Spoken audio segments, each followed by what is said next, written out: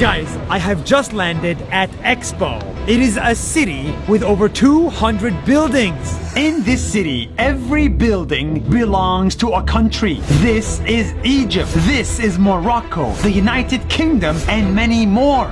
But there is one small building that doesn't belong to any country. And it's one of the most expensive buildings in the whole town. $100 million.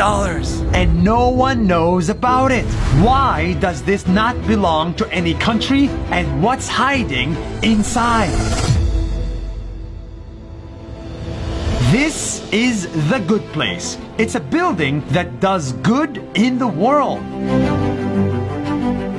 Expo 2020 gave this small team $100 million to spend. And instead of spending it on a construction, they spent it on humans! They found humans around the world with businesses that do good and literally gave them the money. Every project that we funded $100,000 to $500,000 to make their project a reality. What do they do with that money?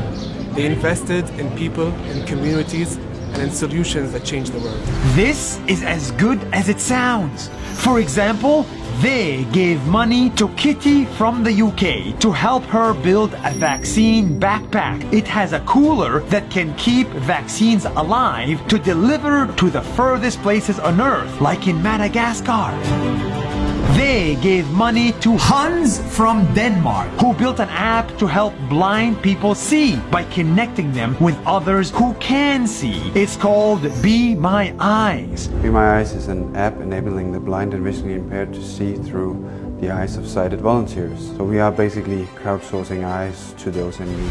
They gave money to Neil from Thailand to make a new type of rice that is more nutritious, abundant, and easy to grow. So farmers can now make more rice. So at Siam Organic, we use a sustainable and scalable market-driven solution to get rid of this poverty for these small-scale farmers.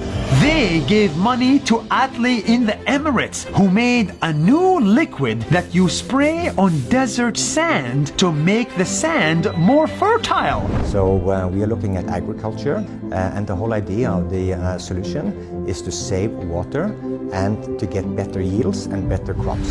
They give money to Salma from Ghana, who helps women sell their crops to the outside world. And they gave money to Jamila from Morocco, who put nets on top of mountains to harvest fog and turn it into drinkable water. Sometimes we drive 10 to 12 hours in the car to find just one person with a great idea that can change the world. And they've been doing this every day for 5 years. We searched for people that spent hours on their desk and working in the fields, and we brought them all in one place called The Good Place, that have an intention of doing good and doing good with their hands. They are giving $100 million to more than hundreds of projects, and you'll never know that from just walking by this tiny building at Expo.